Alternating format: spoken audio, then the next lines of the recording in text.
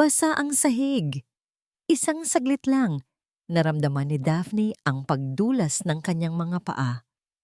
Ang hawak niyang mop ay tila nagkaroon ng sariling buhay, umikot sa hangin na parang isang sandata. Isang malakas na blag ang umalingaw-ngaw sa tahimik na conference room. Sinundan iyon ng isang impit na daing. Isang daing ng isang lalaki. Natigil ang mundo ni Daphne. Nanlamig ang buo niyang katawan at pakiramdam niya ay umakyat lahat ng dugo sa kanyang mukha. Dahan-dahan niyang iminulat ang kanyang mga mata at halos himatayin siya sa kanyang nakita. Nakasubsob sa sahig, hawak-hawak ang pinakasensitibong parte ng kanyang katawan ay walang iba kundi ang kinatatakutan at hinahangaan na CEO ng Mobile Incorporation, si Sir Troy Alazara. Sir! Nanginginig ang boses ni Daphne. Okay lang po kayo? Isang tanong na napakatanga. Alam niya, paanong magiging okay ang isang taong kagagaling lang tamaan sa... Doon, dahan-dahang itinaas ni Troy ang kanyang mukha. Ang perpektong panga nito ay nakatiim. Ang mga mata nitong karaniwang matalim at puno ng awtoridad ay ngayon ay nanlalaki sa gulat at sakit. Isang butil ng pawis ang tumulo mula sa kanyang noo. Gusto ni Daphne na magpalamon sa lupa. Kanina lang, habang naglilinis, iniisip niya ang bayarin sa kuryente at ang gamot ng kanyang ina. Simple lang ang pangarap niya, ang makaraos sa bawat araw. Hindi kasama sa pangarap niya ang aksidenteng pag-atake sa pinakamataas na boss ng kumpanya. Sir, sorry po. Hindi ko po sinasadya.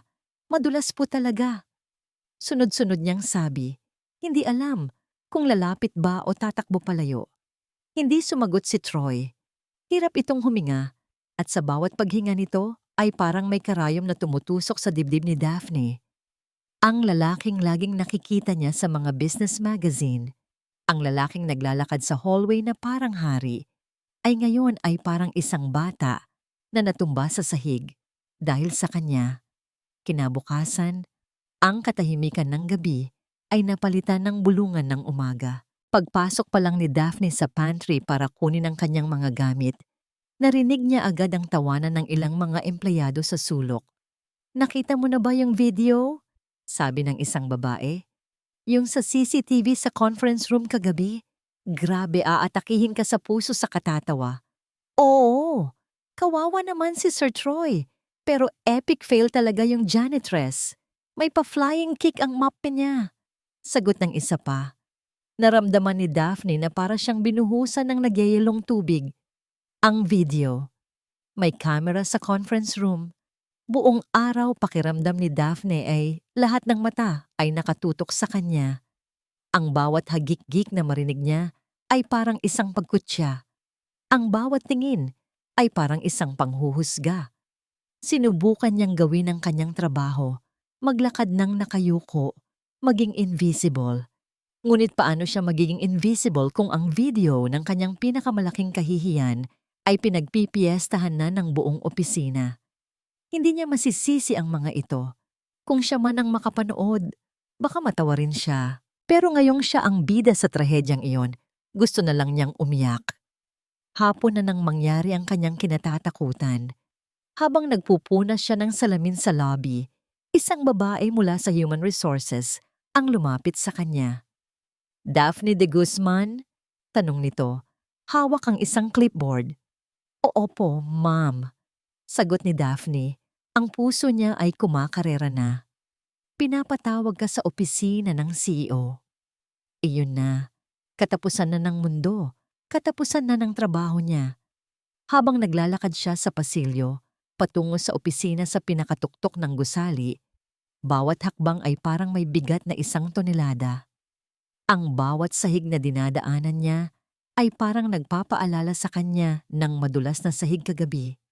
Nang huminto siya sa tapat ng malaking pintuan na may nakaukit na Troy Alazara, Chief Executive Officer, huminga siya ng malalim. Kumatok siya ng 3 beses. Ang tunog ay parang dagundong sa kanyang tainga. Isang malamig na boses Mula sa loob ang sumagot. Come in. Dahan-dahan niyang pinihit ang doorknob. Handa nang harapin ang kanyang sentensya. Narinig ni Troy ang mahinang pagsara ng pinto. Naiwan siya ng mag-isa sa malawak niyang opisina, nakaupo sa kanyang mamahaling leather chair. Iminasahe niya ang kanyang sentido. Kahit isang araw na ang nakalipas, nararamdaman pa rin niya ang bakas ng sakit.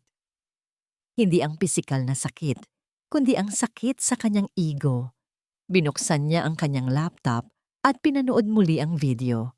Nakamute ito, pero malinaw na malinaw ang bawat galaw sa screen. Ang babaeng iyon, si Daphne, na payapang naglilinis. Ang pagdating niya na may gusot sa mukha dahil sa isang masamang business call. At ang sumunod na eksena, ang pagdulas, ang paglipad ng mop, ang perpektong pagtama nito sa kanyang pagkalalaki. Sa ika-10 beses na panonood, isang bagay ang hindi niya napigilan. Isang ngiti. Maliit lang, pero isang tunay na ngiti. Mabilis niya itong binura sa kanyang labi nang makarinig siya ng 3 mahinang katok sa pinto. Inayos niya ang kanyang suit, ibinalik ang malamig at seryosong maskara sa kanyang mukha. Come in, sabi niya. Ang boses ay puno ng awtoridad. Bumukas ang pinto. Pumasok ang babae mula sa video. Sa personal, mas mukha siyang maliit. Nakayuko itong naglakad, hindi makatingin ng diretso sa kanya.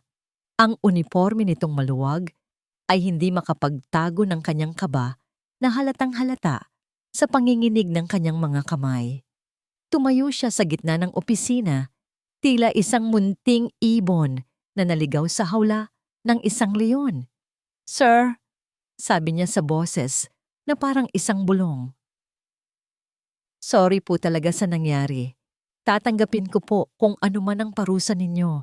Kahit tanggalin niyo na po ako sa trabaho. Tinitigan siya ni Troy. Sa loob ng ilang taon bilang CEO, sanay na siyang makakita ng takot sa mata ng mga tao. Pero iba ang takot na nakikita niya ngayon.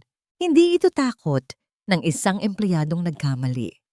Ito ay takot ng isang taong ang buong mundo ay nakasalalay sa trabahong ito. At sa ilalim ng takot na yon, mayroong hiya. Malalim na hiya. Gusto niyang magalit. Gusto niyang isumbat ang kahihiyang idinulot nito sa kanya. Pero nang makita niya ang itsura nito, nawala ang lahat ng inis niya. Napalitan ito ng isang bagay na hindi niya mapangalanan. Tanggalin ka sa trabaho? Malamig niyang sabi, sinasadya na panatilihin ang kanyang awtoridad. Masyadong madali yan. The video has gone viral inside the company. If I fire you now, it will look like I'm being petty. It will damage my image. Nakita niya ang paglunok ni Daphne. So, ano po ang ipapagawa niyo, sir? Naglakad si Troy papunta sa kanyang malaking bintana. Tinitingnan ang mga gusali ng Makati. Nag-isip siya ng isang bagay na sapat lang para iparamdam dito na mayroon itong pananagutan. Every night, sabi niya, hindi ito nililingon. Bago ka umuwi, aakyat ka dito sa opisina ko. Magtitimpla ka ng kape para sa akin. Walang asukal, isang patak lang ng gatas. Humarap siya. That's your punishment. You will be my personal coffee maker until I say so. Maliwanag? Nakita niya ang gulat sa mga mata ni Daphne. Siguro ay inaasahan nitong ipapalinis sa kanya ang buong gusali. Pero kape? Napakunot ang noo nito sa pagkalito bago mabilis na tumango. Opo, sir. Maliwanag po. Maraming salamat po. You can go, sabi niya. Mabilis itong tumalikod at halos takbuhin ang pinto palabas. Nang magsara ang pinto, napabuntong hininga si Troy. Hindi niya alam kung bakit iyon ang naisip niyang parusa. Ang unang gabi, pumasok si Daphne sa kanyang opisina na parang isang multo. Tahimik niyang inilapag ang tasa ng kape sa kanyang mesa at tahimik ding aalis sana. Sandali, sabi ni Troy. Hindi inaalis ang tingin sa mga dokumentong binabasa. Wala ka bang ibang pangarap kundi ang maging janitress habang buhay? Natigilan si Daphne. Hindi niya siguro inaasahan ang tanong. Pipangarap po? Nautal niyang sagot. Gusto ko po sanang makapag-aral ulit. Maging guro. Sa unang pagkakataon, itinaas ni Troy ang kanyang tingin. May kislap sa mga mata nito habang sinasabi ang salitang guro. Isang kislap na ngayon niya lang nakita. Bakit hindi mo ginagawa? Tanong nina niya. Kailangan pong magtrabaho para sa pamilya. Mahina nitong sagot at muling yumuko. Sige po, sir. At umalis na ito. Naging ganoon ang kanilang ritual gabi-gabi. Dadating si Daphne, maglalapag ng kape at aalis. Pero sinimulan ni Troy na magtanong ng kung ano-ano. Tungkol sa paborito nitong pagkain. Tungkol sa huling librong binasa nito. Mga simpleng bagay na walang kinalaman sa trabaho. At sa bawat sagot ni Daphne, unti-unti niyang nakikita ang babae sa likod ng uniforme ng janitress. Isang babaeng simple pero matalino. Isang babaeng pagod pero hindi sumusuko. Hindi nagtagal. Napansin ni Troy ang sarili na tumitingin sa orasan. Hinihintay ang pagdating ng 10:00 ng gabi. Nagsimula siyang mag-overtime kahit hindi kailangan para lang maabutan ang pagdating nito. Ang 10 minutong pag-uusap nila sa gitna ng katahimikan ng gabi ay naging isang bagay na hindi niya inaasahang hahanap-hanapin niya. Ito na ang kanyang pahinga, ang kanyang kapayapaan. Isang gabi, malakas ang buhos ng ulan.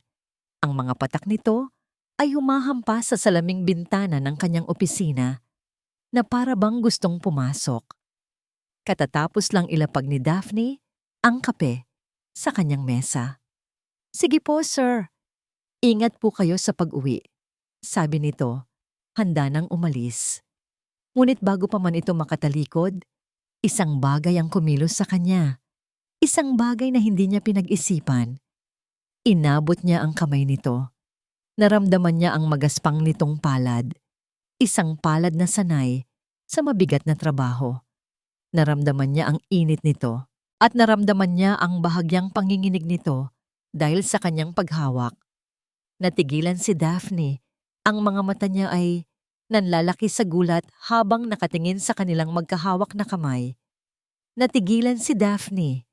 Ang kamay ni Sir Troy na karaniwan niyang nakikita na pumipirma lang ng milyon-milyong pisong kontrata ay ngayon nakahawak sa kanyang kamay.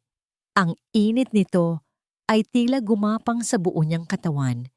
Mas mabilis pa sa kidlat na gumuhit sa madilim na kalangitan sa labas. Nakita niya ang bahagyang gulat din sa mga mata nito na para bang nagulat din ito sa sarili nitong ginawa. Mabilis nitong binitawan ang kanyang kamay at umubo ng bahagya para itago ang pagkailang. Mag-ingat ka sa ulan, sabi lang nito. Bumalik ang tingin sa mga papeles sa mesa.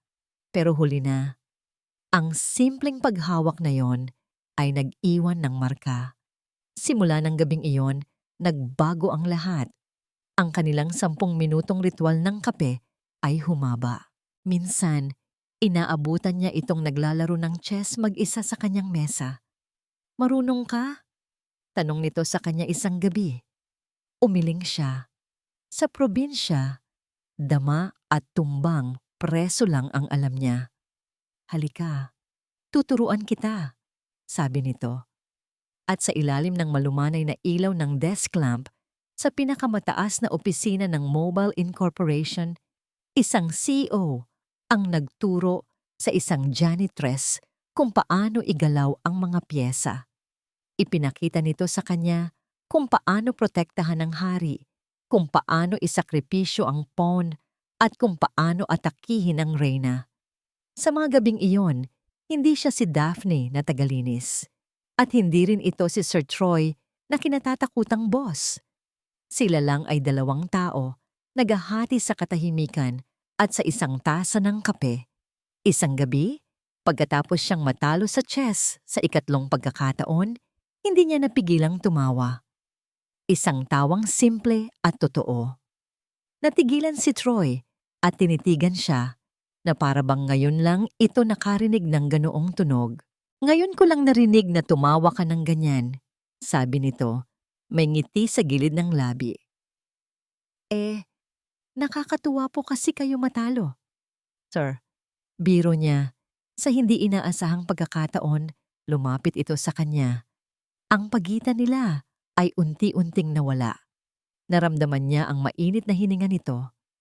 Ang puso niya ay nagsimulang tumibok ng sobrang bilis, parang gusto nang kumawala sa kanyang dibdib.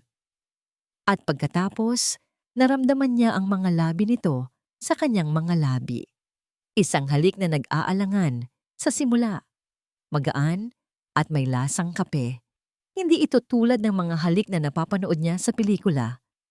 Mas totoo ito. Mas nakakatakot. Nang maghiwalay ang kanilang mga labi, pareho silang hindi makapagsalita. Ang tanging maririnig ay ang ugong ng aircon at ang kanilang sariling paghinga. Naging iyon ang simula ng kanilang lihim.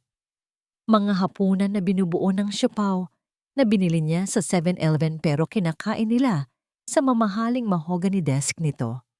Mga kwentuhan tungkol sa mga pangarap na tinatawanan lang nila at mga halik na laging ninanakaw sa dilim kapag sigurado silang wala ng ibang tao sa buong palapag. Pakiramdam ni Daphne ay lumulutang siya sa isang panaginip. Ngunit ang lahat ng panaginip ay may katapusan. At ang katapusan ng sa kanya ay dumating isang Lunes ng umaga. May kakaibang kislot sa buong opisina. Ang mga tao ay nagbubulungan, ang mga babae ay kinikilig. Mula sa kanyang kinatatayuan sa may lobby, nakita ni Daphne ang dahilan. Isang babae ang bumaba mula sa isang itim na luxury car. Nakasuot ito ng isang mamahaling puting bestida. Ang buhok nito ay perpektong nakaayos. At ang bawat hakbang nito ay puno ng kumpiyansa. Naglakad ito papasok ng gusali na parang pag-aari niya ang mundo.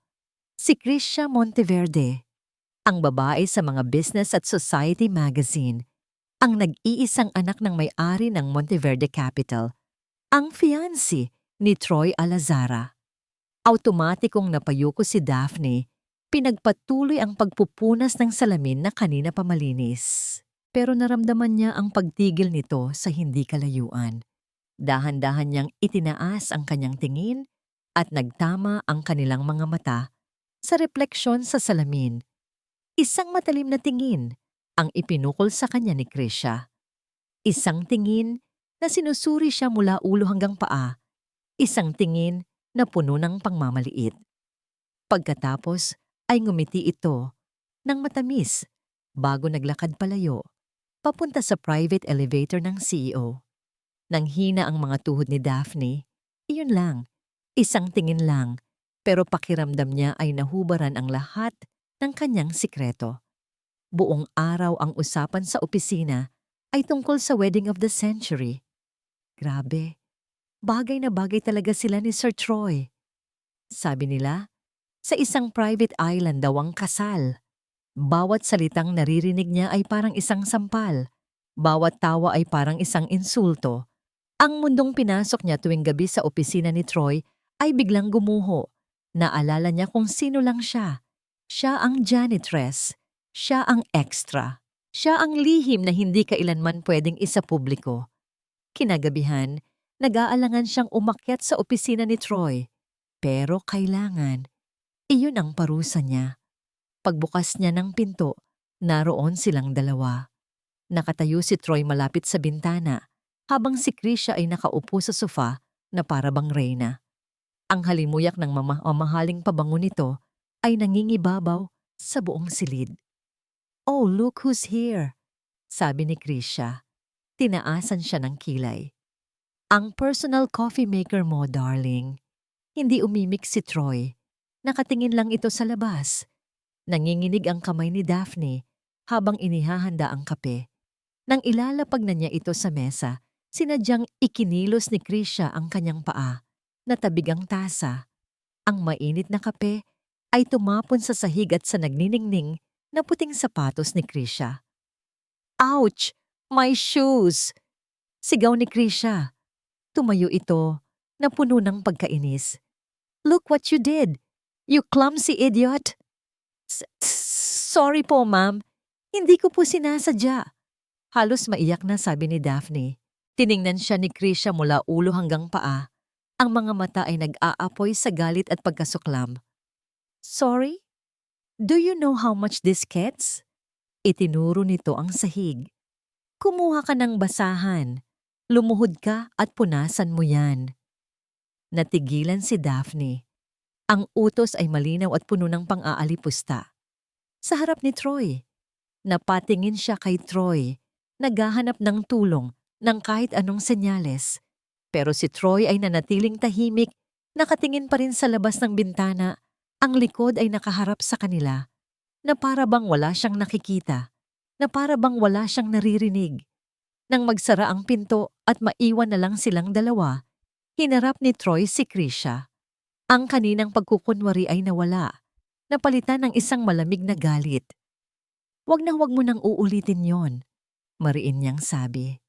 Tumawa lang si Krisha. Kinuha ang kanyang mamahaling bag. Ang alin, darling? Ang ilagay sa lugar niya ang isang hamak na tagalinis? Sa opisina ko, Krisha. Huwag mong gagawin yon sa pamamahay ko. Pamamahay mo? Lumapit ito sa kanya. Ang mga daliri ay marahang gumuhit sa kanyang dibdib. Hindi ba't ito rin ang magiging pamamahay natin? Ang buong kumpanyang ito? Kaya dapat lang na masanay na siya kung sino ang reyna. Hindi na sumagot si Troy. Alam niyang walang patutunguhan ang pakikipagtalo. Sa likod ni Krisha ay ang anino ng kanyang ama, si Mr. Monteverde, isang anino na kayang magpabagsak sa lahat ng pinaghirapan ng pamilya Alazara sa isang iglap lang. Nang makaalis si Krisha, naiwan si Troy sa katahimikan. Napatingin siya sa sahig kung saan natapon ang kape. Malinis na ito, pero para bang nakikita pa rin niya ang mantsa. At higit sa lahat, nakikita niya ang itsura ni Daphne kanina. Ang gulat, ang sakit, at ang paghahanap ng tulong sa mga mata nito. Isang tulong na hindi niya naibigay. Napaupo siya sa kanyang upuan at napasabunot sa sariling buhok. Duwag. Iyon ang salitang umalingaw-ngaw sa kanyang isipan. Naalala niya ang kanyang ina, isang simpleng babae na minahal ng kanyang ama, pero hindi kailanman natanggap ng mayamang pamilya, Alazara. Naalala niya ang mga gabing naririnig niya itong umiiyak sa kwarto. Naalala niya ang araw na umalis ito at hindi na bumalik. At ang kanyang ama, tulad niya ngayon, ay nanatiling tahimik. Isang katahimikang bomhon sa kanya habang buhay. Hindi ko hahayaang maulit yon. Bulong niya sa sarili. Hindi niya natiis. Kailangan niyang makita si Daphne. Mabilis siyang lumabas ng opisina. Hindi na ginamit ang private elevator. Nagtungo siya sa hagdanan para sa emergency. Binababa ang bawat palapag. Umaasang hindi pa ito nakakauwi. Sa may third floor, nakita niya ito sa dulo ng pasilyo. Nag-aayos ng mga gamit sa kanyang munting cart. Daphne, tawag niya. Nagulat ito nang makita siya. Agad itong yumuko. Sir. Ang salitang sir ay parang isang pader na muling itinayo sa pagitan nila. Tungkol sa nangyari kanina, simulan niya. Sorry, hindi ito tumingin. Wala po yon, sir. Trabaho ko lang po yon. Kasama po sa trabaho. Hindi, madiin niyang sabi. Hindi mo trabaho ang bastusin ng kahit sino, lalo na sa harap ko. Sa wakas, tumingin ito sa kanya. Ang mga mata nito ay bahagyang namumula. Ano po ba ang magagawa ko, sir? At ano po ba ang magagawa ninyo? Ang tanong na yon ay parang isang sampal sa kanya. Tama ito. Ano nga ba ang nagawa niya? Wala. Aayusin ko to, Daphne. Pangako niya, kahit hindi niya alam kung paano. Magtiwala ka lang sa akin. Isang mapait na ngiti ang sumilay sa mga labi ni Daphne bago ito tumango at itinulak na ang kanyang cart palayo. Naiwan si Troy sa pasilyo Pakiramdam niya ay mas lalo lang lumaki ang kasalanan niya. Samantala, sinimulan na ni Krisha ang kanyang sariling imbestigasyon. Hindi siya tanga. Nakita niya ang paraan ng pagtingin ni Troy sa babaeng iyon.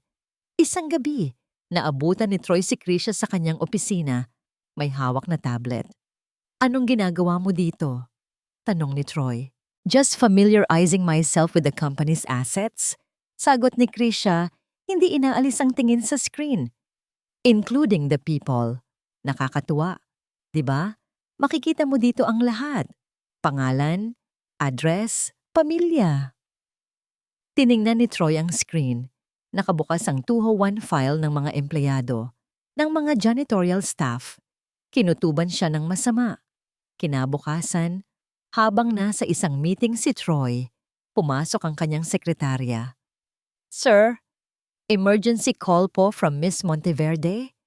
Lumabas siya para sagutin ito. "Yes, Krisha?" "Hi, darling. Wala lang. I'm just here at a cafe near your office. I just met the most interesting person. Isang kaibigan daw ng janitress mo. Gina ang pangalan." Nanigas si Troy. Gina, ang nag-iisang kaibigan ni Daphne sa kumpanya. She was telling me about her mother. May sakit daw, kailangan ng malaking pera para sa operasyon. Nakakaawa naman.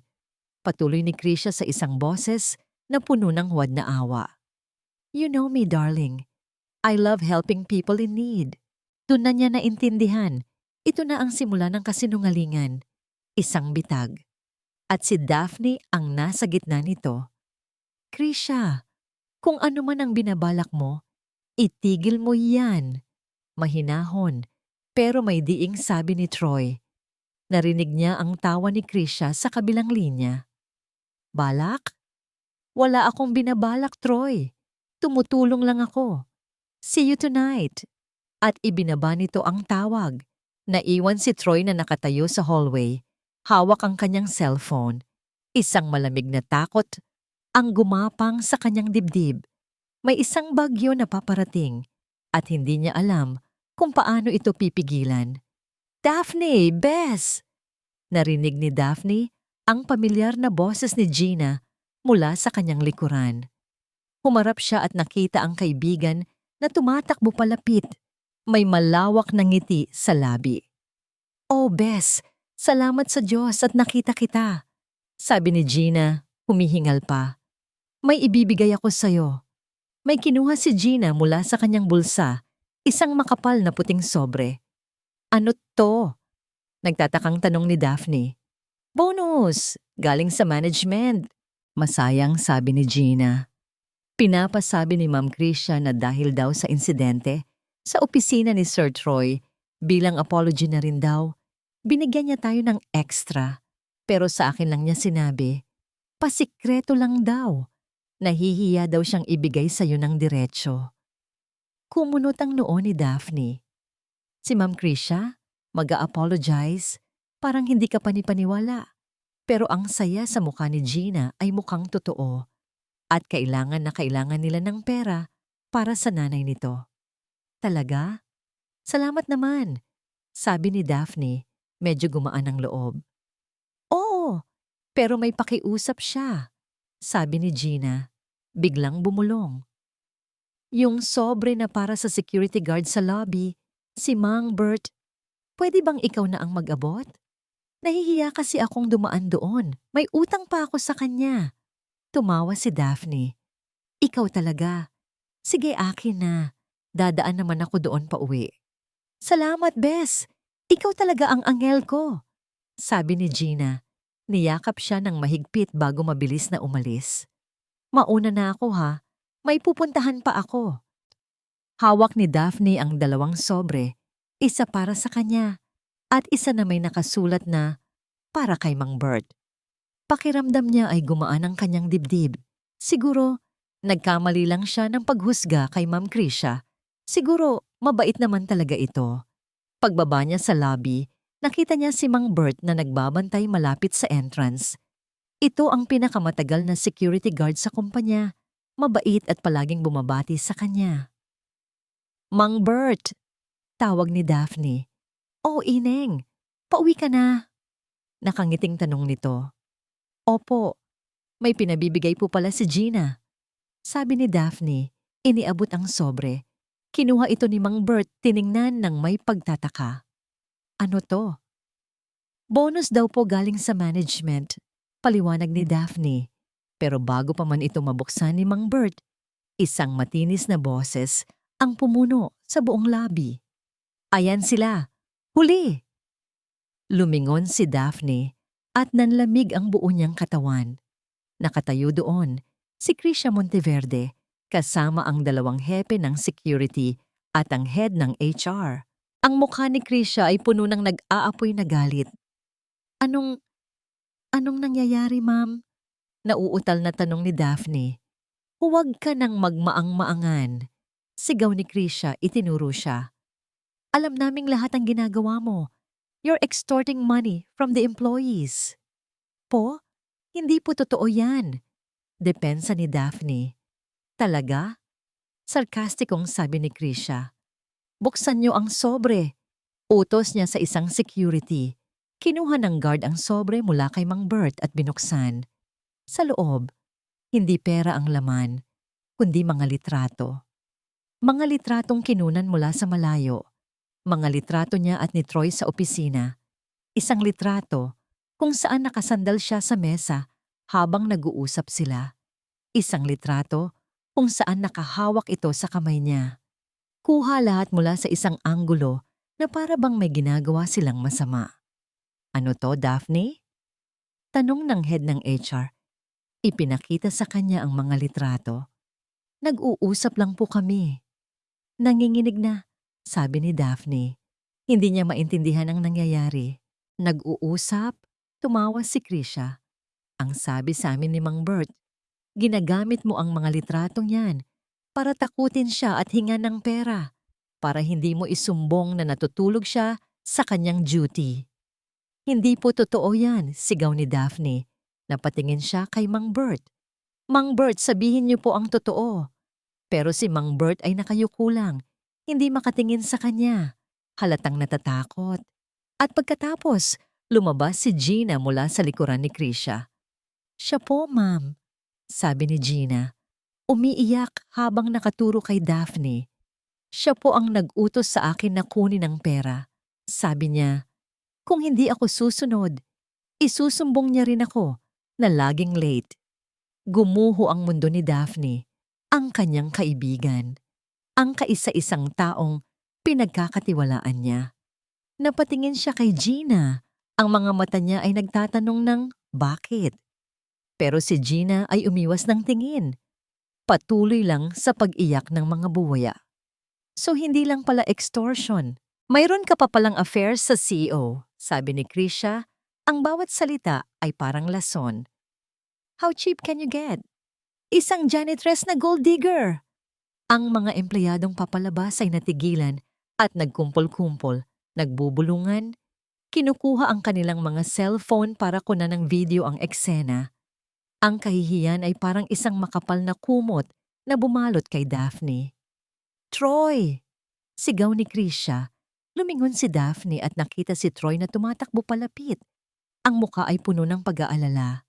Sa likod nito ay ang ama ni Krisha, si Mr. Monteverde, na may malamig na ekspresyon sa muka. Anong nangyayari dito? Tanong ni Troy. This, sabi ni Krisha. Iwinasiwas ang mga litrato. This is what's happening. Ang babaeng ito ay ginagamit ka para mangikil ng pera sa kumpanya.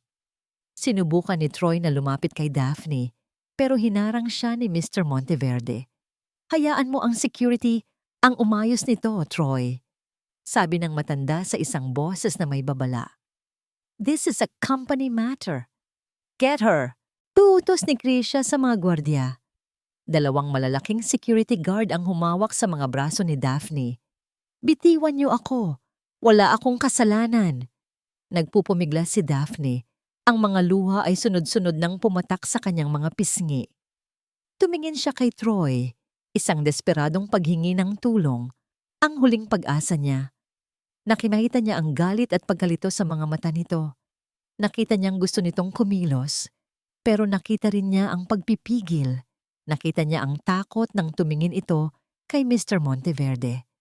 At sa huling sandali, bago siya kinaladkad ng mga gwardya palabas ng gusali, ang nakita lang niya ay si Troy na nakatayo doon. Walang magawa, walang sinasabi. Bigo. Ang tunog ng pagbagsak ng gate ng kumpanya sa kanyang likuran ay parang tunog ng isang sentensya. Kinaladkad siya ng mga gwardya palabas. Hindi na siya nagpumiglas. Wala nang lakas na natitira sa kanya. Ang mga bulungan at tingin ng mga taong nadadaanan niya sa labas ay parang mga batong ipinupukol sa kanya. Pero hindi na niya maramdaman. Manhid na ang buo niyang katawan. "Huwag ka nang babalik dito," sabi ng isang guard bago siya iwanang mag-isa sa gilid ng kalsada. Nakatayo lang si Daphne doon, yakap-yakap ang sarili, habang ang mga sasakyan ay dumadaan sa kanyang tabi. Ang matayog na gusali ng Mobile Incorporation, na minsan niyang itinuring na simbolo ng pag-asa, ay ngayon ay parang isang halimaw na lumulon sa kanya at iniluwa siyang wasak. Paano nangyari ang lahat? Bakit? Ang mukha ni Gina na umiiyak habang tinuturo siya, ang mukha ni Christian na puno ng tagumpay, at ang mukha ni Troy. Ang mukha ni Troy na nakatayo lang. Iyon ang pinakamasakit sa lahat. Hindi niya alam kung paano siya nakauwi. Ang kanyang mga paa ay kusa na lang naglakad patungo sa maliit na kwartong inuupahan niya. Pagpasok niya, isinara niya ang pinto at doon, sa dilim, bumagsak siya sa sahig at umiyak siya. Umiyak siya para sa trabahong nawala. Umiyak siya para sa kahihiyang dinanas. Umiyak siya para sa pagkakaibigang sinira ng pera. At higit sa lahat, umiyak siya para sa isang pag-ibig na akala niya ay totoo. Kinuha niya ang maliit na kahon sa ilalim ng kanyang kama. Sa loob nito ay ang mga munting regalo na palihim na ibinibigay sa kanya ni Troy.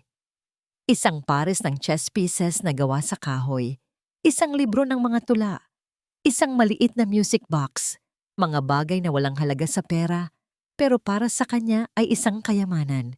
Isa-isa niya itong tiningnan at sa bawat bagay na hawakan niya, mas lalong humahapdi ang kanyang puso. Biglang nagring ang kanyang cellphone. Kinuha niya ito, umaasa. Hindi niya alam kung ano ang inaasahan niya.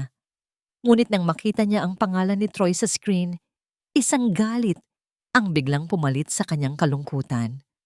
Puno ang kanyang inbox ng mga mensahe mula sa mga hindi kilalang numero. Mga salitang gold digger, malandi, mang-agaw. Ang video ng eksena sa lobby ay kumalat na. Sa sobrang galit at sakit, ibinato niya ang cellphone sa pader. Nabiyak ito at tuluyang namatay. Kasabay nito ang pagkamatay ng huling piraso ng pag-asa sa kanyang puso. Ayaw na niya. Suko na siya. Sa gitna ng kanyang pag-iyak, nagsimulang bumuhos ang malakas na ulan sa labas. Ang tunog nito sa yero nilang bubong ay parang nakikidalamhati sa kanya. Tumayo siya at sinimulang iligpit ang kanyang mga gamit. Kinuha niya ang isang lumang bag at inilagay ang iilang damit na mayroon siya. Aalis siya. Aalis siya sa syudad na ito. Babalik siya sa probinsya. Doon, kahit mahirap, tahimik ang buhay. Doon, walang nakakakilala sa kanya. Doon, kaya niyang magsimula ulit. Habang nag-eempake, nakaramdam siya ng biglaang pagkahilo at pagduduwal. Napahawak siya sa lababo. Ilang araw na niyang nararamdaman ito, pero ipinagsawalang bahala niya lang. Akala niya ay dahil lang sa pagod at stress. Pero may isa pa siyang napansin. Kailan nga ba ang huli niyang dalaw? Napatigil siya. Kinakabahan, kinapa niya ang kanyang pitaka at kinuha ang kalendaryo. Binilang niya ang mga araw. 1, 2, 3 linggo. 3 linggong huli. Isang malamig na takot ang bumalot sa kanya, mas matindi pa sa takot na naramdaman niya kanina. Nagmamadali siyang lumabas. Hindi alintana ang malakas na ulan. Nagtungo siya sa maliit na botika sa kanto at bumili ng isang bagay na ayaw niyang bilhin. Pagbalik sa kanyang kwarto, nanginginig ang mga kamay niya habang sinusunod ang instruction sa kahon. Pagkatapos, inilapag niya ito sa sahig at hinintay ang resulta. Ang ilang minuto ng paghihintay ay parang isang buong buhay.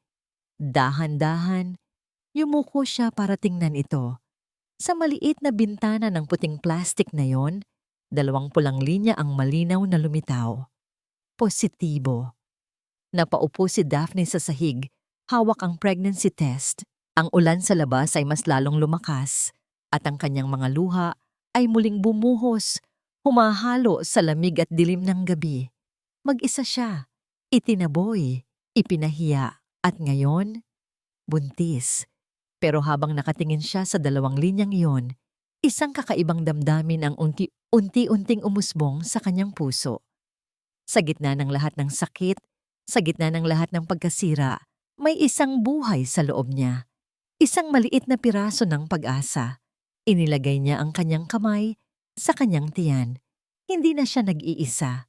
Kinagabihan, bago mag-umaga, sumakay si Daphne sa isang bus paalis ng Maynila. Dala ang kanyang munting bag, ang kanyang basag na puso, at ang isang malaking sikreto.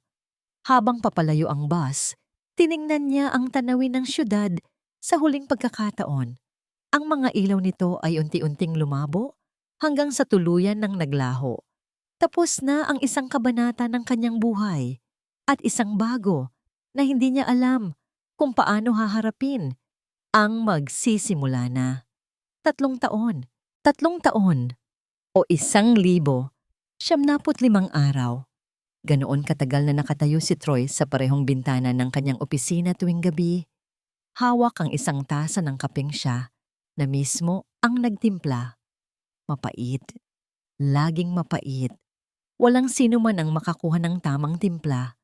Sa loob ng 3 taon, nakuha niya ang lahat ng gusto niya. Ang Mobile Incorporation ay mas lalong lumago. Ang partnership sa mga Monteverde ay nasilyuhan na. Ang pangalan niya ay mas lalong naging tanyag sa mundo ng negosyo.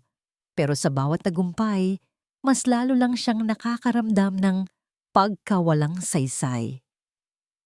Ang gabing iyon, ang gabing kinaladkad si Daphne palabas ng lobby, ay paulit-ulit na naglalaro sa kanyang isipan na parang isang sirang plaka. Ang mukha nitong puno ng sakit at pagkabigo. Ang paghingi nito ng tulong na hindi niya naibigay.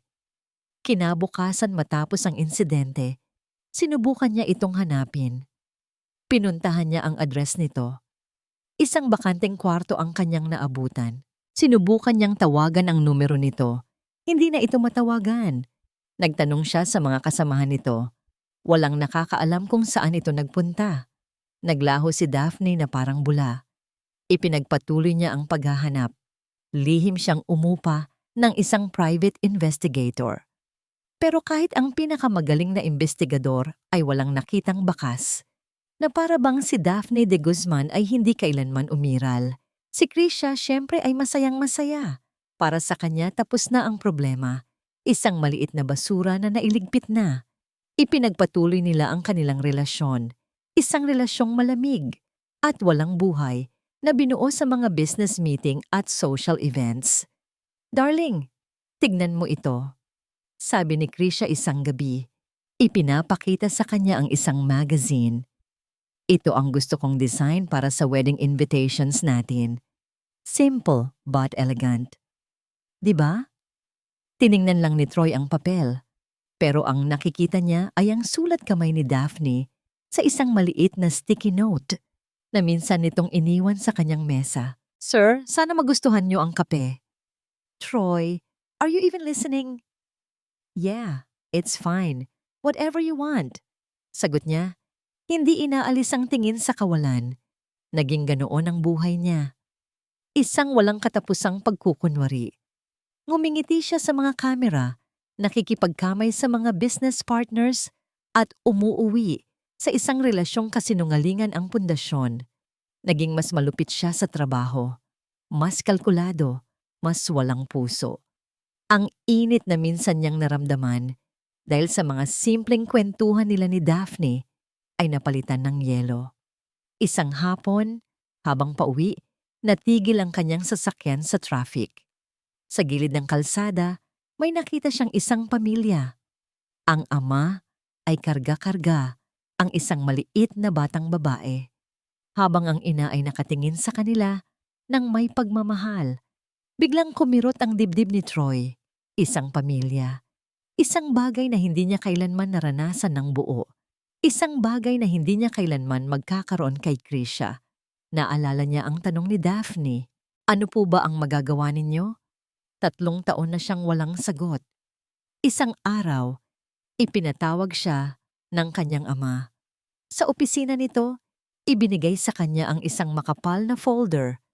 "Nakaschedule na ang kasal ninyo ni Krisha next month," sabi nito. "Everything is set. The Monteverdes are expecting this. Huwag mo akong bibiguin, Troy." Binuksan ni Troy ang folder. Sa loob ay ang mga detalye ng kasal, ang simbahan, ang reception, ang listahan ng mga bisita, at sa ibabaw ng lahat, isang sample ng imbitasyon. "Troy Alazara and Krisha Monteverde invite you to celebrate their union." Napapikit siya ng mariin. Ito na. Ito na ang katapusan. Ang pagsuko. Tinanggap niya ang lahat. Ang kasal. Ang buhay na walang pag-ibig. Ang parusa sa kanyang kaduwagan. Gabi, bago ang kanyang kasal, muli siyang tumayo sa tapat ng bintana ng kanyang opisina. Ang syudad sa ibaba ay kumikinang sa libu-libong ilaw. Sa isang lugar sa gitna ng mga ilaw na yon, posible kayang naroon si Daphne? Iniisip din kaya siya nito? O mas malamang, isinusumpa siya nito? Tiningnan niya ang kanyang refleksyon sa salamin. Isang lalaking mayaman, makapangyarihan, at matagumpay. Pero sa loob, isa siyang taong wasak at nag-iisa. Kinuha niya ang wedding invitation mula sa kanyang desk. Tinitigan niya ang pangalan niya sa tabi ng pangalan ni Krisha. Tinanggap na niya ang kanyang kapalaran. Bukas, ikakasal na siya. Bukas, tuluyan na niyang ibabaon ang lahat. Ang amoy ng sinaing at pritong isda ang bumati kay Daphne. Pagkagising niya, 3 taon na siyang ganito. Gigising ng maaga, maghahanda ng almusal, at gigisingin ang nag-iisang sinag ng araw sa kanyang buhay. "Mama." Nakangiti siyang lumingon sa maliit na papag kung saan isang anghel na may kulot na buhok ang dahan-dahang nagmumulat ng mga mata. "Good morning, anak," malamig niyang sabi. Lumapit para halikan ito sa noo. "Gising na ang prinsesa ko." Si Trisha, ang kanyang lakas, ang kanyang lahat. Habang kumakain sila sa maliit nilang mesa, biglang nagsalita ang bata. "Mama, yung ibang mga kalaro ko po, may papa sila. Bakit po ako? Wala?" Natigilan si Daphne. Napahigpit ang hawak niya sa kanyang tasa. Ito ang tanong na matagal na niyang kinatatakutan. Sa loob ng 3 taon, sinubukan niyang maging ama at ina para kay Trisha. Pero alam niyang darating ang araw na hahanapin nito ang kulang na piraso sa kanilang buhay. Ngumiti siya, isang ngiting pilit. "Ang papa mo, nasa malayo siya, anak. Nagtatrabaho." Isang kasinungalingan na unti-unti nang bumibigat sa kanyang dibdib. Hapon na yon, habang naglalako si Daphne nang kakanin sa bayan, napadaan siya sa isang maliit na karinderya. Nakabukas ang telebisyon at isang balita ang nakakuha ng kanyang atensyon. Live na nagaganap ngayon ang tinaguriang Wedding of the Year, ang pag-iisang dibdib ng business tycoon na si Troy Alazara at ng socialite na si Krisha Monteverde. Nanlamig ang mga kamay ni Daphne. Humigpit ang hawak niya sa kanyang bilao. Sa screen, nakita niya ang malaking simbahan, ang mga magagarang sasakyan, at ang mga kilalang personalidad. At pagkatapos, ipinakita nila si Troy. Nakatayo sa labas ng simbahan, Suot ang isang mamahaling suit. Ang gwapo nitong mukha ay seryoso, walang emosyon, para siyang nabingi. Ang ingay ng paligid ay biglang nawala. Ang nakikita lang niya ay ang lalaking ama ng kanyang anak na malapit ng ikasal sa babaeng sumira sa kanyang buhay. Bigla niyang naalala ang tanong ni Trisha kaninang umaga. Nasaan po ang papa ko? Hindi. Hindi niya hahayaang lumaki ang kanyang anak sa isang kasinungalingan. Hindi niya hahayaang isipin ni Trisha na iniwan ito ng sarili nitong ama. At hinding-hindi niya hahayaan na maging masaya ang mga taong umapi sa kanila. Isang desisyon ang nabuo sa kanyang puso. Isang desisyong pinanday ng 3 taong pagtitiis at pagmamahal ng isang ina. Tapos na ang pagtatago. Oras na para bumalik. Kinagabihan, pagkatapos patulugin si Trisha, kinuha niya ang kanyang lumang contact list. May isang tao siyang naalala, si Manang Lydia, isang mas matandang janitress na naging mabait sa kanya noon. Nanginginig ang kamay niyang idinial ang numero nito. Sa kanyang swerte, ito pa rin ang numero nito. Hello? Sino to? Manang Lydia, si Daphne po ito. Natahimik ang kabilang linya. Daphne? Diyos ko iha, saan ka nagpunta? Buhay ka pa pala. Ipinaliwanag ni Daphne ang lahat sa abot ng kanyang makakaya, maliban sa pagkakaroon niya ng anak. Nakinig ng mabuti si Manang Lydia. Alam mo iha, sabi ni Manang Lydia sa kabilang linya. Matagal na akong kinukonsensya dyan, lalo na kay Gina. Si Gina po? Kumusta na po siya? Tanong ni Daphne. Ang pangalan ng dating kaibigan ay nag-iwan ng mapait na lasa. Umalis din siya sa kumpanya, ilang buwan matapos ang nangyari sa'yo. Narinig ko, gumaling ang nanay niya. Pero si Gina, parang hindi na naging masaya. Laging tulala. Laging umiiyak daw. Parang may dinadalang mabigat. Kwento ni Manang Lydia. Ibinigay niya sa akin ang address niya bago siya umalis. Baka sakali lang daw na hanapin mo siya. Isang piraso ng puzzle ang biglang nabuo sa isipan ni Daphne.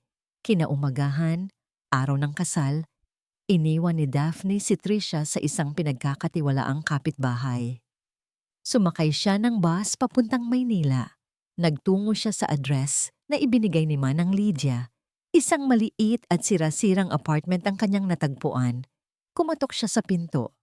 Isang babaeng payat at mukhang laging pagod ang nagbukas. Si Gina. Nang makita siya nito, nanlaki ang mga mata nito sa gulat. At pagkatapos, sa takot. Di Daphne? Kailangan nating mag-usap, Gina. Marin na sabi ni Daphne. Sa loob ng apartment, walang tigil sa pag-iyak si Gina. Inamin niya ang lahat. Ang paglapit ni Krisha. Ang alok na pera para sa operasyon ng kanyang ina. Ang pagtataksil. Patawarin mo ako, Bes. Sabi ni Gina sa gitna ng kanyang mga hikbi. Araw-araw. Binabagabag ako ng konsensya ko. Hindi ko kayang mabuhay ng ganito. Hindi sapat ang sorry mo, Gina. Malamig na sabi ni Daphne. Pero may isang paraan para mapatawad kita. Ano yon? Gagawin ko ang lahat. Mayroon ka bang ebidensya? Kahit ano. Isang bagay na magpapatunay na si Krisha ang nag-utos sa'yo. Natigilan si Gina. Nag-isip ito ng malalim. At pagkatapos, may naalala ito. Kinuha niya ang kanyang lumang cellphone mula sa isang baul. Noong araw na yon, sabi ni Gina habang nanginginig ang mga kamay. Pagkatapos ng gulo sa lobby, tinawagan ako ni Ma'am Krisha. Gusto niyang siguraduhin na hindi ako magsasalita. Hindi niya alam, pero aksidenteng napindot ko ang record button bago ko sinagot ang tawag. Hinanap niya ang file at pinatugtog ito. Good job, Gina. Make sure you keep your mouth shut. The money is in your account. Remember, you mess with me, you mess with the Monteverdes. Ang boses ni Krisha. Malinaw na malinaw. Iyon na, ang sandata na kailangan niya. Ipadala mo sa akin yan, utos ni Daphne. Pagkatapos makuha ang recording, umalis si Daphne. Nagpunta siya sa isang murang ukay-ukay at bumili ng isang simpleng puting bestida. Pagkatapos, sinundo niya si Trisha na isinuot niya rin ng isang magandang damit. "Saan po tayo pupunta, Mama?" tanong ng bata. Yumuko si Daphne at hinawakan ang malambot na pisngi ng kanyang anak. Tinitigan niya ang mga mata nito. Mga matang kamukhang kamukha ng mga mata ni Troy. "Pupuntahan natin ang papa mo," sabi niya. Ang boses ay puno ng determinasyon. Sumakay sila ng taxi. Ang huling sinabi niya sa driver ay ang pangalan ng isang malaking simbahan sa Makati. Habang nasa biyahe, hinawakan niya ang kamay ni Trisha. Tumingin siya sa labas ng bintana. Ang syudad na minsan niyang tinakbuhan ay ang syudad na babalikan niya ngayon. Hindi na bilang isang biktima, kundi bilang isang ina na ipaglalaban ang katotohanan para sa kanyang anak. Huminto ang taxi sa tapat ng naglalakihang pinto ng simbahan. Ang paligid ay puno ng mga magagarang sasakyan at mga taong nakabihis ng maganda. Maririnig na sa loob ang mahinang tunog ng organ. Huminga ng malalim si Daphne. Hinigpitan niya ang hawak sa kamay ni Trisha. Nakatayo sila doon, isang simpleng babae at isang munting bata. Sa gitna ng karangyaan, isang larawan ng dalawang magkaibang mundo. "Handa ka na ba, anak?" bulong niya. Tumango si Trisha. Ang mga mata ay kumikinang sa pag-asa. Dahan-dahan, humakbang si Daphne patungo sa nakabukas na pinto ng simbahan, patungo sa katotohanan.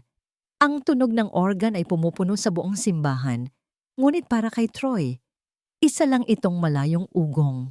Nakatayo siya sa altar, sa tabi ni Krisha na nakasuot ng isang napakagandang wedding gown na nagkakahalaga siguro ng isang bahay at lupa. Ang lahat ng mayayaman at makapangyarihan sa Pilipinas ay naroon, nakaupo sa mga bangko nakangiti. Ang mga flash ng camera ay walang tigil. Ang lahat ay perpekto. Isang perpektong kasinungalingan. Tiningnan niya si Krisha. Nakangiti ito, isang ngiti ng tagumpay na para bang napanalunan na nito ang pinakamalaking tropyo. Ngunit ang mga mata nito, kapag tinitigan mong mabuti, ay walang buhay. Kasing walang buhay ng nararamdaman niya ngayon. "We are gathered here today," nagsimula ang pari. Ang bawat salita ay parang isang pako na ibinabaon sa kanyang kabaong. Tinanggap na niya ito. Ito ang kanyang kapalaran, ang kanyang parusa. To unite this man, Troy, and this woman, Krisha, in holy matrimony. Napatingin siya sa mga bisita. Nakita niya ang kanyang ama. Seryoso ang mukha pero may bahid ng kasiyahan. Nakita niya si Mr. Monteverde. Ang mukha ay parang isang negosyanteng nanalo sa isang malaking deal. Wala ni isa sa kanila ang nagmamalasakit sa kanya. Ang tanging mahalaga ay ang pangalan, ang pera, ang kapangyarihan. If anyone here has any reason why these two should not be joined together, speak now or forever hold your peace. Isang tradisyonal na linya. Isang formalidad. Walang sino man ang nagsasalita sa parte na yan. Ngunit pagkatapos ng ilang segundong katahimikan, isang malakas na tunog ang bumasag dito. Ang tunog ng dahan-dahang pagbukas ng malaking pinto ng simbahan sa likuran. Lahat ng ulo ay lumingon. Pati si Troy. Sa simula, nasilaw siya sa liwanag mula sa labas. Ngunit habang unti-unting nag-a-adjust ang kanyang paningin, isang anino ang nabuo. Dalawang anino, isang mataas at isang maliit. Isang babae, nakasuot ng simpleng puting bestida na sumasayaw sa hangin. Ang kanyang buhok ay nakalugay lang. Ang kanyang mukha. Natigil ang paghinga ni Troy. Ang puso niya, na matagal ng manhid, ay biglang tumibok ng sobrang lakas na parang gusto nitong wasakin ang kanyang dibdib. Daphne. At sa tabi nito, hawak ang kanyang kamay, ay isang maliit na batang babae na may kulot na buhok. Isang batang babae na nakatingin sa paligid ng may pagtataka. Isang batang babae na may mukhang pamilyar. Isang batang babae na may mga mata, ilong, at hugis ng mukha na parang isang maliit na bersyon niya. Sino yan? Anong ginagawa nila dito? Narinig niyang bulong ni Krisha. Ang boses ay puno ng gulat at inis. Pero hindi na nakikinig si Troy. Ang buong mundo niya ay nakatuon lang sa dalawang taong dahan-dahang naglalakad sa pasilyo. Bawat hakbang ni Daphne ay puno ng determinasyon. Bawat hakbang ay parang isang dagundong sa tahimik na simbahan. Security! Get them out of here! Utos ni Krisha sa mahinang boses, ngunit sapat na para marinig ng mga organizer. Ngunit bago pa man makakilos ang sinuman, itinaas ni Daphne ang isang cellphone at isang boses ang umalingaw-ngaw sa buong simbahan. Pinalakas ng sound system na parabang ang Diyos mismo ang nagpapatugtog nito. Good job, Gina. Make sure you keep your mouth shut.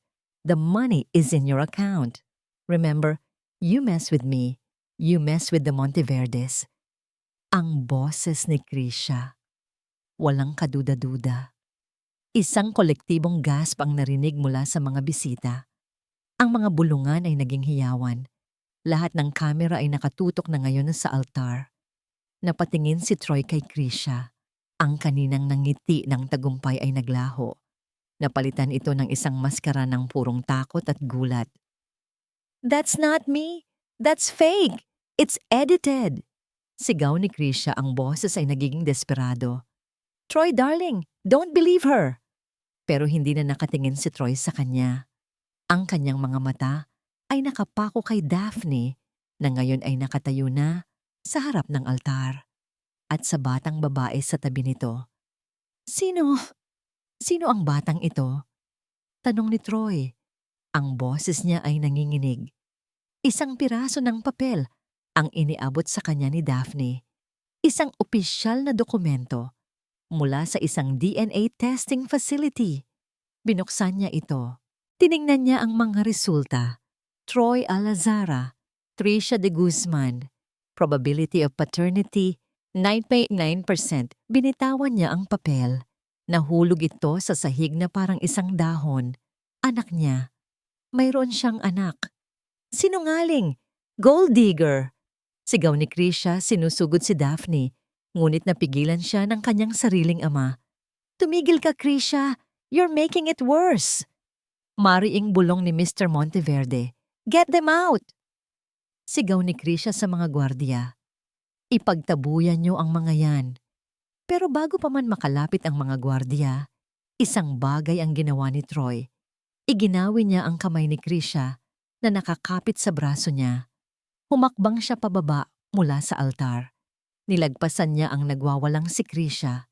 Nilagpasan niya ang galit na si Mr. Monteverde. Nilagpasan niya ang daan-daang pares ng matang nakatingin sa kanya. Huminto siya sa harap ni Daphne. Tinitigan niya ito sa mata. Nakita niya ang 3 taon ng paghihirap, ng sakit, ng lakas. At sa likod ng lahat ng iyon, nakita niya ang babaeng minahal niya sa katahimikan ng gabi. Pagkatapos, dahan-dahan siyang lumuhod, hindi sa harap ni Daphne, kundi sa harap ng maliit na batang babae na nakatingin sa kanya ng may pagtataka. Inangat niya ang kanyang nanginginig na kamay at marahang hinaplos ang pisngi nito. Anak! Ang salitang iyon ay lumabas sa kanyang bibig na parang isang dasal. Isang salitang pinapangarap niya lang, ngunit hindi niya alam na totoo pala. At sa harap ng lahat, sa gitna ng iskandalo at gulo, ang makapangyarihang si Troy Alazara ay umiyak. Ang mga hikbi ni Troy ay umalingaw-ngaw sa loob ng simbahan, mas malakas pa sa mga bulungan at sa mga sunod-sunod na click ng kamera.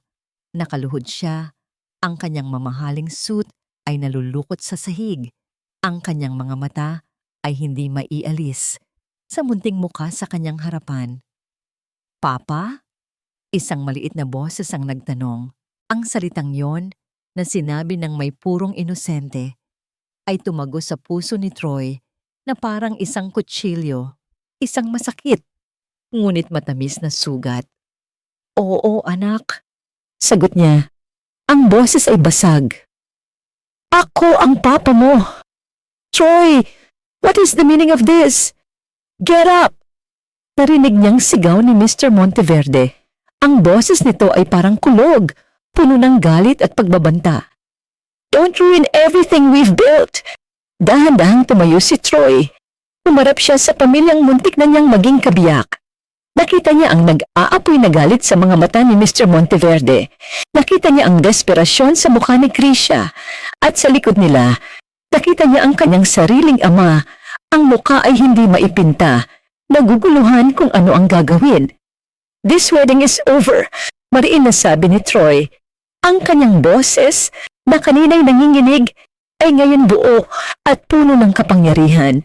Isang kapangyarihang hindi nagmumula sa pera, kundi sa isang desisyong galing sa puso. You can't do this, sigaw ni Krisha. We have a contract. Your family will be destroyed. Ibabagsak namin kayo. Then let it fall, kalmadong sagot ni Troy. Kung ang pundasyon ng lahat ng ito ay kasinungalingan, nararapat lang na gumuho ito. Lumapit sa kanya si Mr. Monteverde. Ang mukha nito ay namumula sa galit. Pinag-isipan mo ba to, bata?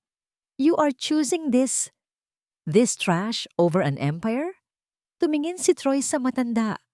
At sa unang pagkakataon sa buhay niya, wala siyang naramdamang takot. Tumingin siya sa kanyang ama na para bang sinasabi, panoorin mo ako. Hindi ko na uulitin ang pagkakamali mo. Pagkatapos, tumingin siya kay Daphne at sa anak nila. Hindi pera o pangalan ang pipiliin ko, sabi niya, malakas at malinaw, para marinig ng lahat ng naroroon. Ang bawat salita ay isang panata. Pamilya ko ang pipiliin ko. Sa mga salitang iyon na niyon, tinalikuran niya ang lahat. Ang kayamanan ng mga Monteverde, ang galit ng kanyang pamilya, ang buhay na ipinilit sa kanya. Naglakad siya pabalik kay Daphne. Hinawakan niya ang kamay nito. Ang parehong kamay na binitawan niya, 3 taon na ang nakalipas. Ngunit ngayon, hinawakan niya ito ng mahigpit, na parang nangangakong hindi na niya ito bibitawan kailanman. Patawarin mo ako, Daphne. Bulong niya. Ang mga luha ay muling dumaloy sa kanyang mga pisngi. Sa lahat ng sakit, sa kaduwagan ko, patawarin mo ako. Hindi sumagot si Daphne, ngunit nakita niya sa mga mata nito ang isang bagay na mas mahalaga pa sa mga salita. Isang kislap ng pag-unawa. Binuhat niya ang kanyang anak sa unang pagkakataon. Napakagaan nito. Ang mga munting braso nito ay pumulupot sa kanyang leeg. Ang amoy nito ay parang amoy ng isang bagong simula. Niyakap niya ito ng mahigpit. Sinusubukan punan ng 3 taong nawala. Tara na, sabi niya kay Daphne. Magkahawak kamay at karga ang kanilang anak. Nagsimula silang maglakad palayo sa altar. Ang mga tao ay nagbigay daan sa kanila na parang naghihiwalay na dagat. Ang kanilang pag-alis ay sinundan ng mga sigaw ni Krisha at ng mga banta ni Mr. Monteverde. Ngunit para kay Troy, ang mga ito ay ingay na lamang na unti-unting humihina. Ang tanging mahalaga ay ang bigat ng kanyang anak sa kanyang mga braso at ang init ng kamay ni Daphne sa kanyang palad. Nang makalabas sila sa malaking pinto ng simbahan at masinagan ng liwanag ng araw, pakiramdam ni Troy ay, ngayon lang ulit siya nakahinga ng maluwag. Iniwan niya sa loob ng simbahang iyon ang isang madilim na kabanata ng kanyang buhay. Troy, narinig niyang sabi ni Daphne. Huminto sila sa hagdanan ng simbahan. Ang hangin ay sariwa. Ang mundo ay parang bago. Tumingin siya dito. Nakita niya ang isang maliit na ngiti sa mga labi nito. May isa pa pala akong dapat sabihin sa'yo. Ang kanyang mga mata ay puno ng isang sikretong hindi pa niya nabubunyag. Isang kislap na nagsasabing ang kanilang kwento ay hindi pa tapos. Sa katunayan, ito ay nagsisimula pa lamang. 6 na buwan ang lumipas. Ang malaking mansyon ay napalitan ng isang maliit na bahay na may hardin. Ang mga business suit ay napalitan ng simpleng t-shirt at mong. Ang tunog ng mga board meeting ay napalitan ng tawanan ng isang bata. Nakangiting pinanood ni Daphne si Troy habang sinusubukan nitong itirintas ang buhok ni Trisha. Ang malalaki at magagaspang nitong kamay. Nasanay sa pagpirma ng mga tseke, ay ngayon ay hirap na hirap sa maliliit na hibla ng buhok. Papa, hindi po ganyan, natatawang sabi ni Trisha. Mas magaling pa si Mama. Sandali lang, Princess, sabi ni Troy. Pawis na pawis. Pinag-aaralan ko pa. Bigyan mo si Papa ng chance. Tumawa si Daphne habang papalapit sa kanila. Hayaan mo na. Ako na dyan. Baka maging pugad pa ng ibon ang buhok ng anak mo. Naupo siya sa tabi nila at inayos ang buhok ni Trisha. Habang ginagawa niya iyon, naramdaman niya ang mga mata ni Troy na nakatitig sa kanya. Isang titig na puno ng pagmamahal at pagsisisi na hindi na nawala simula nung araw sa simbahan. Totoo ang mga banta ng mga Monteverde, bumagsak ang stocks ng kumpanya ng mga Alazara. Tinanggalan si Troy ng lahat ng posisyon at mana. Tinalikuran siya ng kanyang ama. Sa isang iglap, nawala sa kanya ang lahat ng yaman at kapangyarihan na kinalakihan niya. Pero sa pagkawala ng lahat ng iyon, nakita niya ang kanyang sarili. Ginamit ni Troy ang natitira niyang personal na pera para magtayo ng isang maliit na tech startup. Araw-araw, pagkatapos ihatid si Trisha sa eskwela, magkasama silang nagtatrabaho ni Daphne sa kanilang munting opisina sa garahe. Mahirap, simple, pero masaya. Mas masaya kaysa sa alinmang sandali sa kanilang nakaraan. Isang gabi, habang natutulog na si Trisha, naupo sila sa maliit nilang beranda, magkatabi sa isang duyan at nagkakape. Naalala mo pa ba? Tanong ni Troy. Ganito tayo nagsimula, sa isang tasa ng kape. Ngumiti si Daphne. Oo, pero ngayon, wala nang lihim. At tama na ang tamis. Hinigpitan ni Troy ang yakap sa kanya. Daphne, napapatawad mo na ba talaga ako? Ang tanong na yon ay laging naroon. Tumingin si Daphne sa mga bituin. Ang pagpapatawad, Troy, hindi yan isang beses lang na ibinibigay. Araw-araw yan, sagot niya. Araw-araw, kapag nakikita kitang nag-aalaga kay Trisha, kapag nakikita kitang nagsisikap para sa atin, pinipili kong magpatawad, pinipili kong kalimutan ng sakit, at pinipili kong mahalin ka. Naramdaman niya ang paghalik nito sa kanyang buhok. Salamat. Hindi ako magsasawang patunayan na karapat-dapat ako sa'yo at sa inyo ni Trisha. Mayroon pa pala akong hindi nasasabi sa'yo, sabi ni Daphne, kinakabahang ngumiti. Ito na ang sandaling hinihintay niya. Ano yon? Nung araw sa simbahan, yung sinabi ko na may sasabihin pa ako. Oo, ano nga ba yon? Hindi siya sumagot. Sa halip, kinuha niya ang kamay ni Troy at dahan-dahan itong inilagay sa kanyang tiyan. Kumunot ang noo ni Troy sa pagkalito. Pero nang maramdaman niya ang bahagyang pag-umbok doon, isang umbok na wala pa doon, noong mga nakaraang buwan, nanlaki ang kanyang mga mata. Daphne? Huwag mong sabihin. Tumango si Daphne. Ang mga luha ng saya ay nagsimulang mamuo sa kanyang mga mata. 2 buwan na. Napatingin si Troy mula sa kanyang tiyan papunta sa kanyang mga mata at pabalik ulit.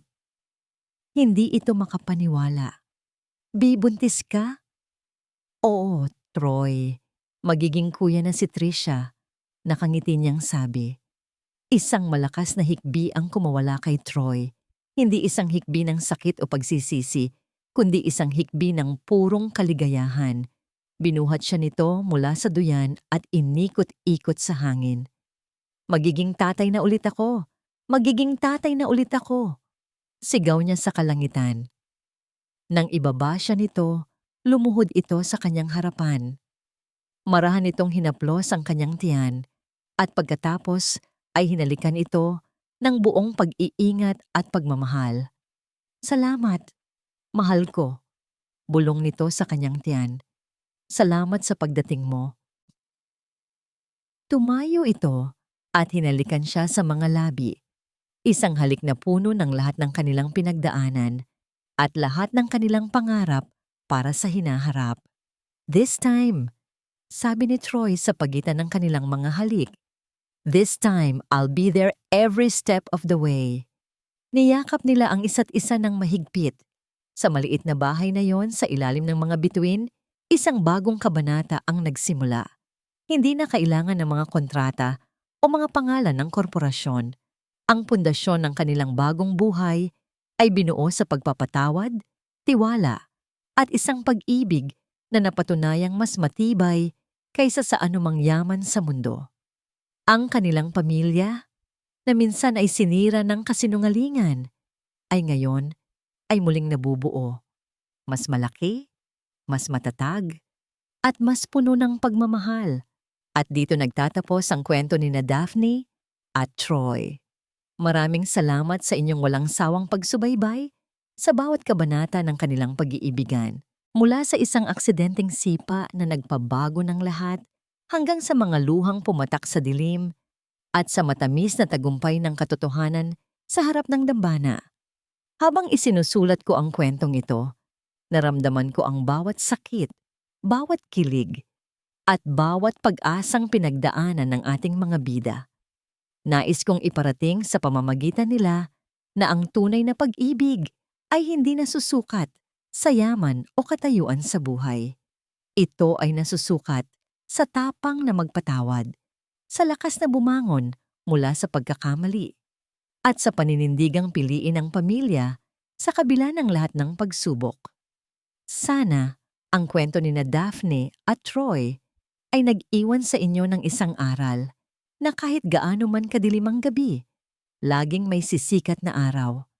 At sa huli, ang pag-ibig na totoo, tapat, at mapagpatawad ang siyang laging mananaig. Muli, mula sa kaibuturan ng aking puso, maraming salamat. Hanggang sa ating susunod na kwento. Ano ang pinakapumatak na eksena para sa'yo? Ibahagi mo naman sa comment section. Boses ng pagmamahal.